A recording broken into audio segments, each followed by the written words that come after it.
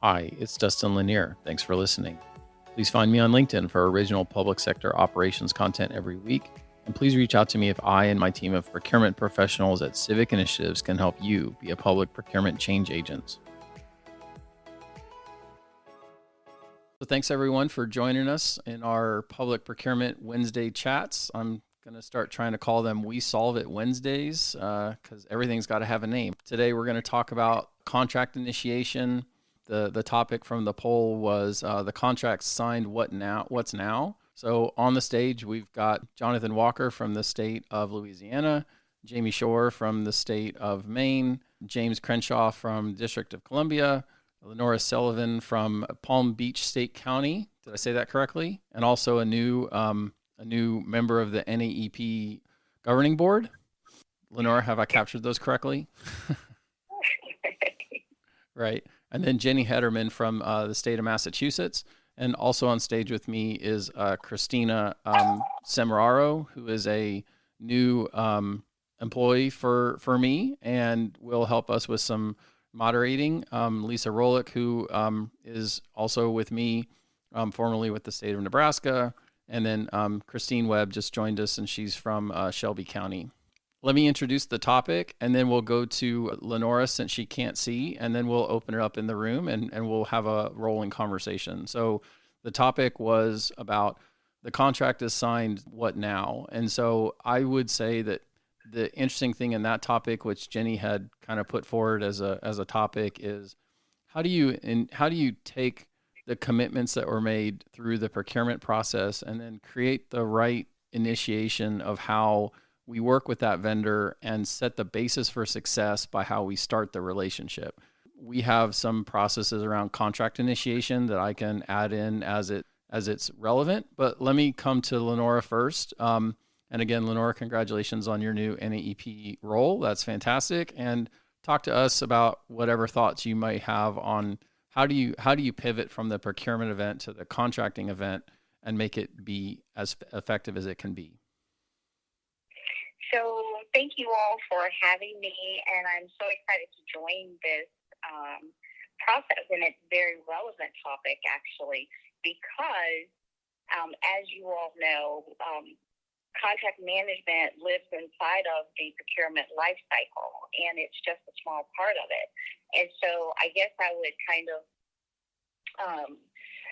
put it as Bill Gates says a lot when you hear him speak, garbage in, garbage out. So it really is the process of starting at the beginning and starting with the beginning with the end in mind. And so the desired result that you would like from your contract and from your contractors, for that matter, to make sure that it's clearly outlined when you start your process and that your stakeholders are really clear, crystal clear, about what they're looking for, what the deliverables are going to be, how those deliverables are actually going to be measured, and are those measurables, the things that they want to measure, is it real? Does it make sense? Can it be measured in fact? And are you making it more difficult to audit your contract? And so I find in my, experience with this, and we struggle with it all as professionals, that once the contract is completed, all executed, everybody's doing high fives around the table. And I think that it's inherent. Sometimes we don't really talk about, well, what is that transition going to look like? If it's a service that has been in operation before and we're now just transitioning maybe to a new vendor, we have to really make sure we have transition time in play, that the new vendor has an opportunity to, glean from what things need to happen in order to have a smooth introduction to our organization, because we all know that it can be quite pickly to do business sometimes with public entities, and there are lots of processes and procedures. But, more than that is, obligation management, right? We want to make sure that they know and understand, well, what does that look like outside of the paper contract that it's written on, and what those measurables are going to be as far as, the audit and reporting, and making sure that it's measuring up against the things that we say are deliverables. And then the department, who in the department really owns the contract. And I find that organizations struggle with that a lot. While we have the stakeholder that comes forth and says that they need the solicitation and that, procurement, and they go through that process with us. But at the end, when you're doing the high five that it's over because, oh my gosh, it's taken so much time to get the contract, we often don't know, or they haven't truly identified the person that is going to be in charge of holding the vendor responsible for the deliverables. And well, that's a great there and not talk too much. Right. No, it's great.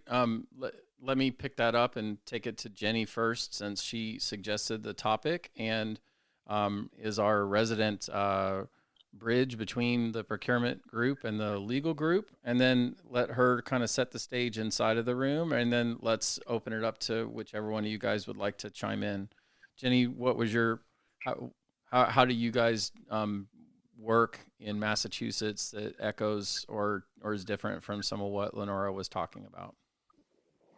Actually, what we do tracks very closely to that. And, what Lenora mentioned is one of the most critical parts of transitioning from your procurement and your contract into implementation. I think one of the biggest pieces of advice I would offer is to really set up your implementation team. And I say team because I don't think that any one person really can manage a contract without having some support throughout the process. And you really don't want a single person managing a contract because things sometimes can get lost in the shuffle. So setting up a team with your fiscal office, your legal staff, if you have a risk team, and your operational staff, because each is going to have a different viewpoint of what contract performance is and what the expectations are. And then having your team meet initially for several meetings to figure out what the plan is. Any specific deadlines that need to be on the calendar, any specific procedures as far as invoice submission and how those are going to be reviewed, and then what the expectations are as far as a vendor meeting the performance requirements under the contract. So if you set this kind of infrastructure in place, you're better positioned to watch what's happening over the course of the beginning of a contract and then checking in throughout the process. And Laura also mentioned auditing. You have to expect that most of your contracts at some point are going to be audited, either by a state or federal auditor or by an auditor's office for your state or local government. So you have to go into it with the idea that you're either going to get public records requests or audit requests that are going to challenge what you did in that contract. And you're going to have to demonstrate that what you did was in the best interest of your government entity. So I think setting up a team is one of the best pieces of advice for contract management that I would recommend. And this is Jenny, and I'm done. So I'll recontext the room briefly for new folks who are on. We're doing a recorded half-hour session around contract initiation. We're picking topics every week on LinkedIn. I guide the conversation in the first half hour, and then we'll take questions from participants in the audience. But please know as you come up that it is being recorded. So Jamie, I'm gonna come to you, and then I'm gonna open it up to anyone who has comments or context. And then you don't need to bounce to me every time. If you want to speak, please just come off mute and take this talking stick. Yeah, thank you, Dustin. As mentioned, I'm Jaime Schorr. I'm the Chief Procurement Officer for the state of Maine. And Dustin, I just want to take a quick step back. So you kind of jumped into the how of implementing a contract. And I think it's super important to just jump back and say the what and the why. So what is it, right? And why is it so important? Why do we do it? And in terms of the what, right, just negotiating the contract, getting the signatures on the document, doing the RFP, that's all in relative terms, that's the easy stuff. When you sign the signatures and both parties are actually performing, that's when the work begins. And that's when contract management is just so unbelievably critical, right? This is the point in time where two parties actually start digging in and doing the work. And if those two parties are on different paths to get to the end goal, then they need to work together to make sure either those paths are parallel or that they're going to cross at some point in time. And I think that's the why that is so critical, because we need to make sure that we're working towards the same end goal. And contract management / contract administration / I've signed the contract, now what do I do? That's all part of working toward the end goal. I love what Jenny said around implementing a team. As the chief procurement officer, right, I oversee contracts for other agencies. I actually don't have that many contracts of my own, but the ones that I do have, and my recommendation to other agencies is set the expectation for communication right from the very beginning. We talked in this group a lot last week around collaboration and working together. That's a critical component. If the vendor thinks that you're going to be touching base with them on a weekly basis and your expectation is that they're supposed to be doing the work and you're not touching base for a quarter, then there's a disconnect there, right? And so the two parties need to set the expectation for what the relationship will be right at the very beginning. So that's, I think, I'm going to go back to what we talked about last week: communication, collaboration, setting expectations, and working towards the same goal. Those are probably my 4 pieces of takeaway.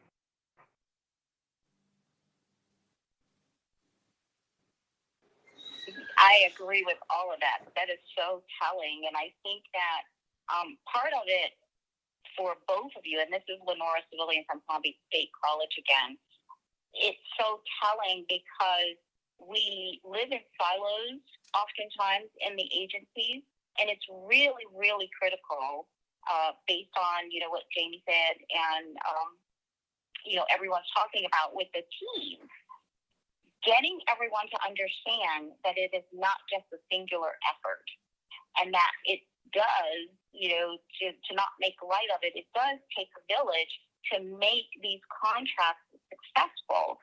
And it's not just in the formulation of it, but also the execution after the fact, during the implementation phase. Because I think sometimes some of the parties walk away because they're so excited to just have the service, and we forget that there's a whole lot of work that needs to be done, because in order for you to get the correct products and services, you have to make sure it's functioning in the vein in which it was written and outlined. And it does take a complete process of collaboration and communication, not just internally, but also with our vendor, with the firm that is now going to be supplying those products or services. Right. And so let's come to James, because I believe, James, isn't your role formally in the contracting? We've talked before, of course, but I don't remember your exact, but I believe you're on the contracting side, correct? So I work in the contracts department, but no, I have not been a contractor. So I've been over a department that was responsible for managing contractors. Right.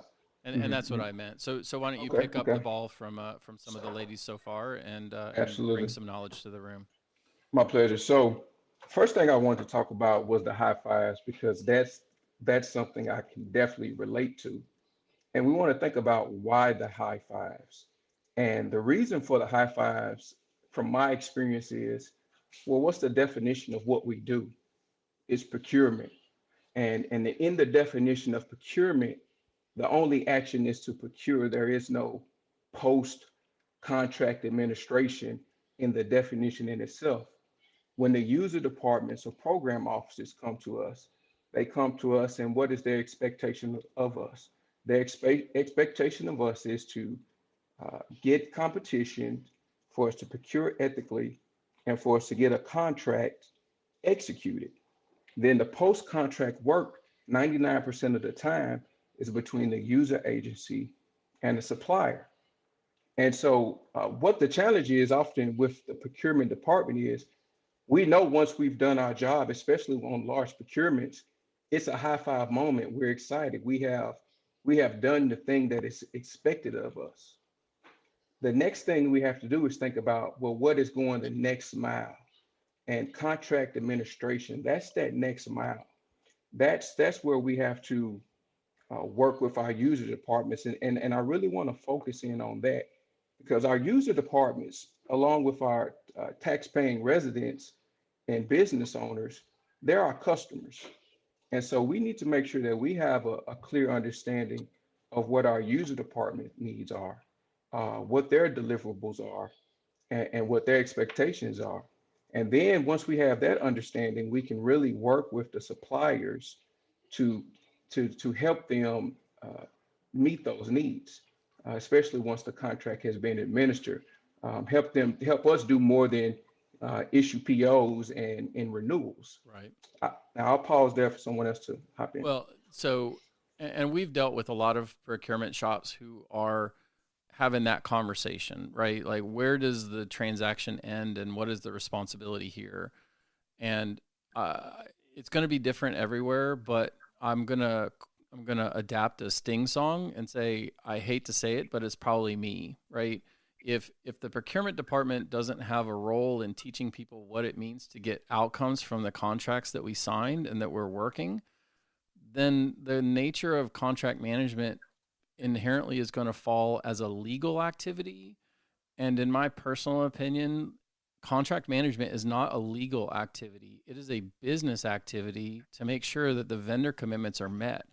When the interaction becomes a discussion about whether you are legally compliant, the likelihood that both sides retreat to their corners is high. So I want the procurement department to think about the whole flow from the engagement through the delivery of the commitments. And if you don't have that relationship yet or that responsibility yet, really thinking about how do we create a training process with our end users that says, here's what your responsibilities are in bringing that contract to a successful fruition. And if you're not getting the outcomes that you expected, come talk to me early in the process. Don't wait until all the money is gone and all the time is gone in order to have that conversation. I know I probably hit something that people are going to jump into. Let me just give a little space to Jonathan or Christin, since they haven't had a chance to speak yet, on if they're dealing with that topic, and then I'll open it back up to whoever wants to come off mute. Yes, I would definitely echo especially what Jamie and James said, which is that in procurement, our focus is often not so much on obtaining goods and services, but obtaining contracts. And we have to unwrap ourselves from the axle of that collective bias regarding sourcing. Too often we view the period of the actual contract as an interlude or an intermission between rebids rather than the substantive part that our end users actually care about. We do a contract management training here in Louisiana, and we include both procurement people and end users. And the way I differentiate between the two groups is early on there's a question. And I say, we do a bid on July 1st, say it's for office supplies. It renews the following July 1st, it renews the following July 1st, and it expires the following June 30th. And I ask the audience, how often does that contract happen? And happen is in quotation marks. And all the procurement people will say, that contract happens every year, or every 365 days. And the end users will say that contract happens every day that it is active. And I think that's a perspective shift that has to happen. It's not about the start date and the end date, it's about the middle dates. So two major things that we do in Louisiana that's in line with what I've heard from the other speakers is number one, don't position contract execution as the finish line. That is the starting gun for contract management. And two, I have a slide with that exact picture. So I agree. And two, I think people use different words. In Louisiana, we call it a kickoff meeting. First, we have a kickoff meeting with the agency to go over roles and expectations. This is what the contract says.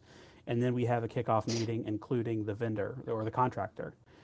Again, roles and expectations, performance requirements, et cetera. And I think it's been said well already that if there's a surprise or if you get to the point where you're looking to the contract to see what your legal rights are you've already failed. Everybody should be aware of roles and responsibilities on the front end, and to avoid having to get to that adversarial posture. It's definitely if we're not using the contract as we go, it's very hard to pull it out later and try to use it. It should be present consistently in a relationship. Let me come back to Jenny as our resident bridge between legal and procurement, and then I'll open it back up to Christin or Lenora, who can't see. So Jenny, how do we keep the contract present in the relationship without it being oppressive? And that's such a great question. I think now that we're getting into a more electronic world, there really is no excuse not to have access to all the documents you need when you are managing a contract. So I think setting up your contract and your procurement file so that those people who are accessing it have access to it and they're actually looking at the information. We had implemented this in our own office and made recommendations to other agencies, and they pushed back at first because they had always had the impression in the back of their head it was a huge binder, it was too difficult to go through, it was very labor intensive, until they actually did it. And then they found exactly what pages and sections they really needed to be looking at, and they made it as part of their daily operations. And we, as you had just mentioned, which is such an excellent point, presume you're going to be audited and that the end game is when your audit is closed. So if you're thinking that way, your whole mindset throughout the whole contracting process is making sure that you are looking at your internal controls, making sure you're looking at your contract, and making sure you're keeping up with it throughout the whole period of your contract, through your end payments. Go ahead, Lenora or Christin. You guys haven't had as much of a chance. Christin, why don't you come off, and then we'll hand it to Lenora if she wants, and then we'll just come back around, and you guys jump in anytime. I don't have to hand the stick around. Go ahead. Thanks for having me again and having this, Dustin. And I'm Christin Webb with Shelby County Government, as previously mentioned. But for me, everyone has really tapped on some of the really critical components when you talk about contract management. The part that I really like was just understanding that it really kind of starts at the beginning, and the finish line shouldn't be looked at as once that executed contract takes place. We are working through really refocusing and determining if policy needs to be tightened to drive that. I mean, obviously there's this an intentional behavior that has to be adopted, right?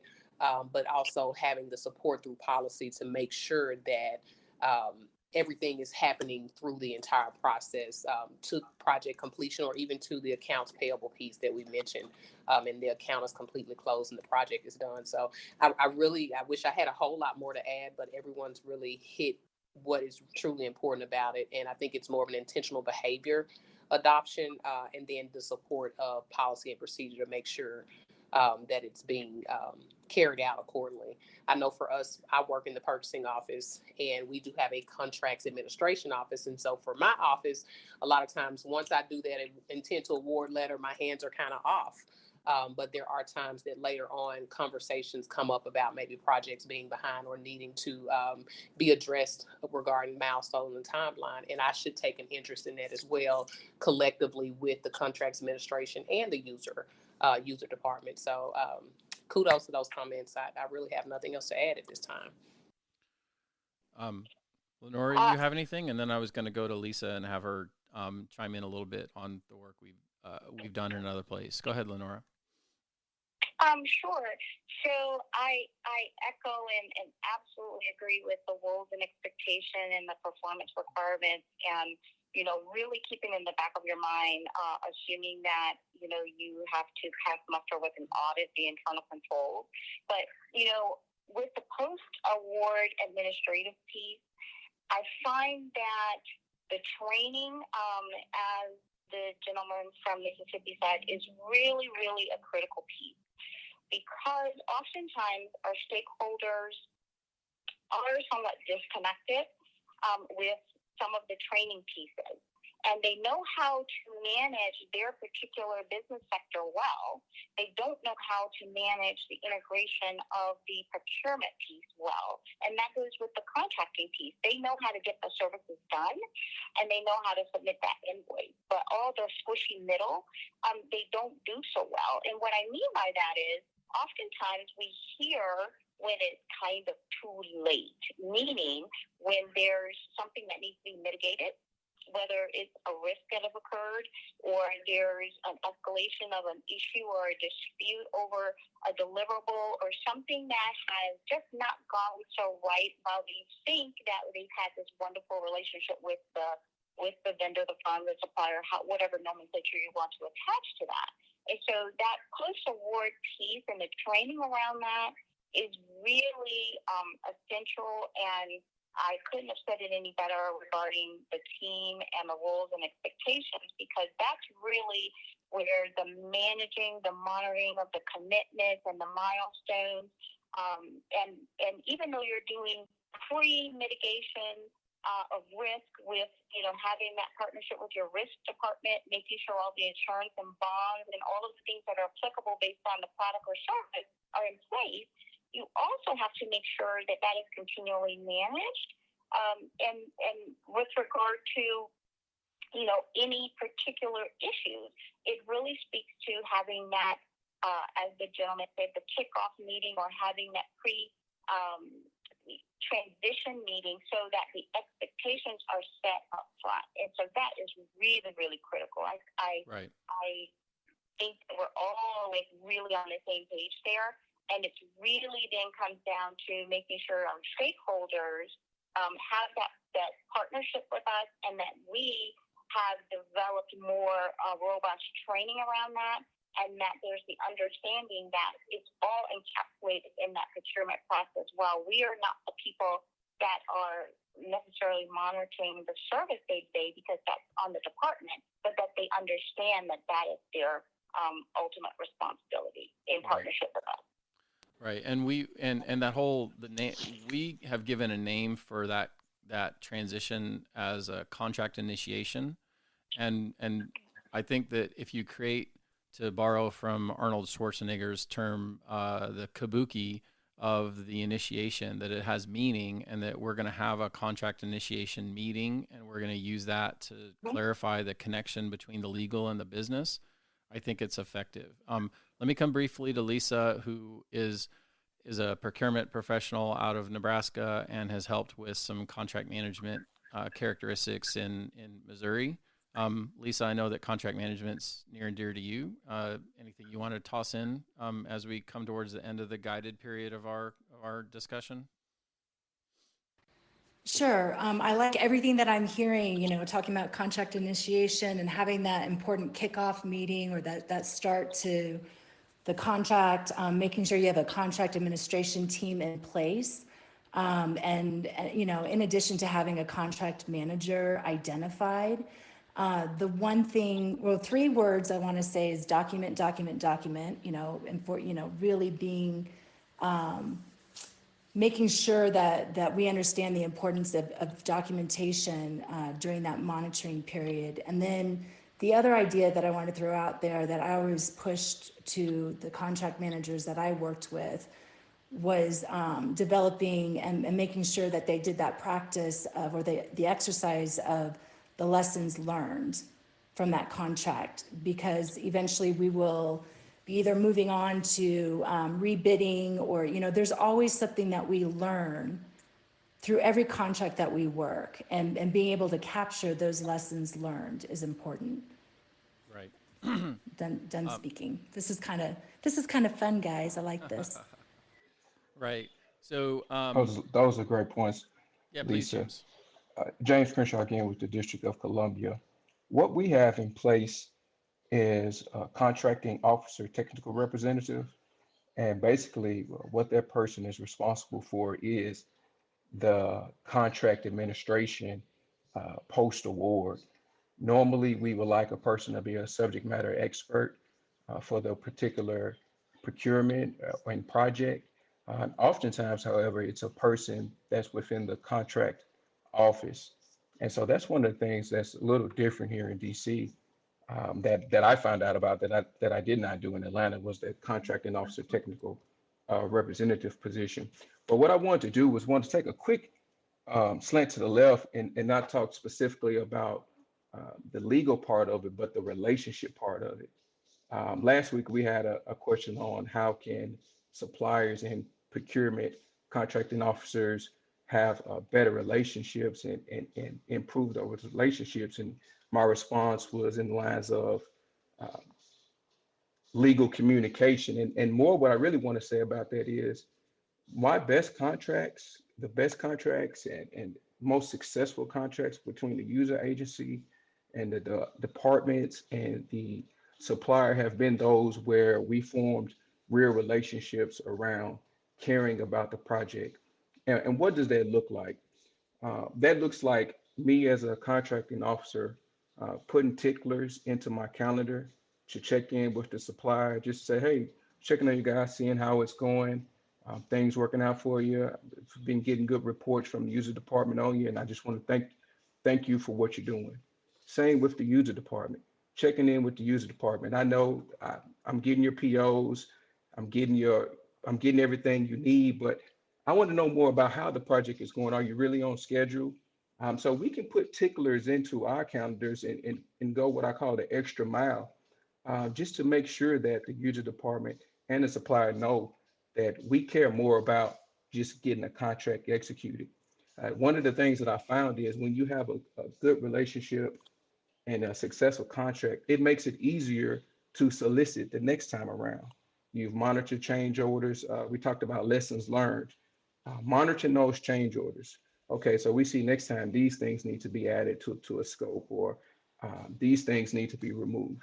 Monitoring how many questions we get during the procurement process, things of that nature. It all helps the supplier community know and the user agency know that procurement is watching, and we're trying to make this process more efficient and easier for you so that you can be successful.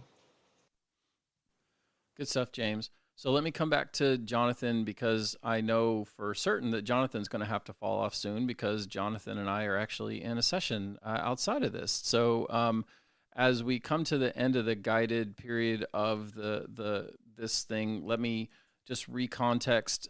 If you're in the audience and you have a question for this group, we will be dealing with that shortly as we come out of the recorded part of the session, which will end in the next 5 or 6 minutes. And so you're welcome to raise your hand, and I'll cue you in if you'd like to speak.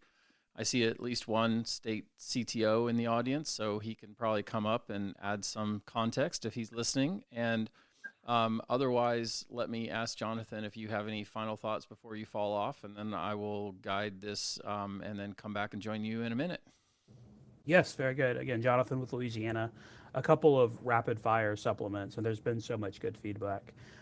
One idea I would bring up is the idea of buy-in. Having buy-in from the end user as well as the vendor to establish that there is a value added to them in the process. And the way we do that in Louisiana is ask the end user, how many times have you seen a low performing contractor be awarded additional contract? Or how many times have you heard criticism or expressed criticism about a contractor, but never actually followed through with the formal deficiency complaint? Additionally, describing that contract administration is not extra work, or it's not outside of the basic scope of the duties. It indeed is the work. And that poorly managed contracts are going to blow up, and contract administration can get in front of that. Briefly, a couple other things that are super helpful in my experience is the use of templates. If we can get out of the idea of thinking of each contract as a unicorn, we can create a standard template, a standard escalation procedure, a defect letter, a show cause letter, a termination letter, a suspension letter, a debarment letter. All of that can be templatized, especially in an electronic environment, as was described. Two last things is the process doesn't have to be the same for every contract. Get with your risk people, and based on the operational, the fiscal, the mission criticality of the individual contract, you can tailor how much oversight the contract needs. An office supply contract, no matter how badly it blows up, it can never cause as much harm as a Medicaid contract blowing up. And so you can tailor it accordingly. And lastly, Lisa stole my thunder on this one, but she said it better than I could have. Continuous improvement. It's not just a matter of the lessons of sourcing flowing into the contracting process, but if you do contract administration, the lessons of the contracting experience can flow into the sourcing process in a virtuous cycle. Well, that was a rapid fire execution point, Jonathan. So you had lots of claps in the audience. As we come to the end of this session, I saw Jenny give a clap. So, maybe Jenny or Jamie could give us a last comment on the recorded part of the podcast. As we come out of it, I'll just mention again, please find me on LinkedIn. We do polls on being able to say what our topics are. We have 2 or 3 topics we'll do coming out of this.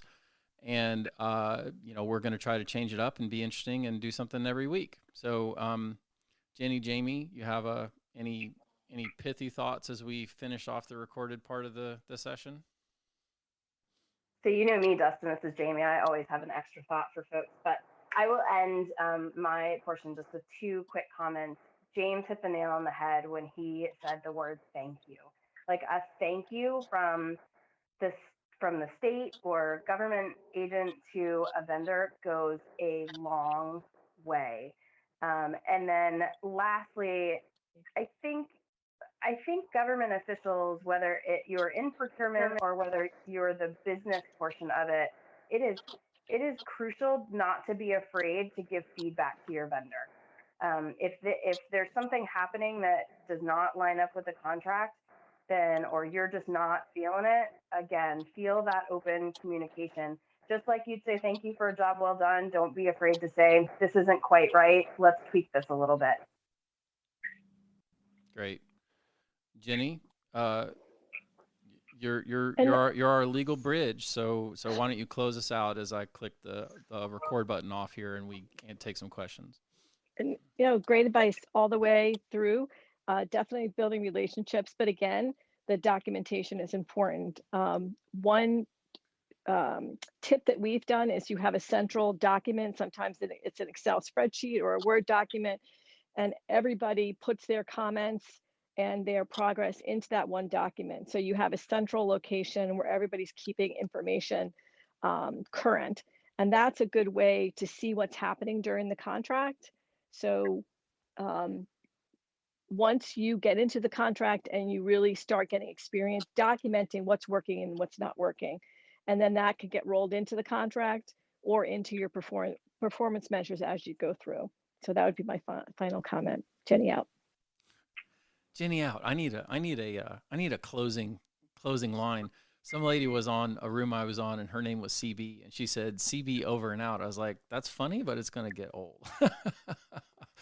Just one more time, remind you guys that if you're listening to this on podcast and are interested in chiming in either in the app or listening and helping suggest topics outside, please contact me on LinkedIn and we'll be happy to set it up.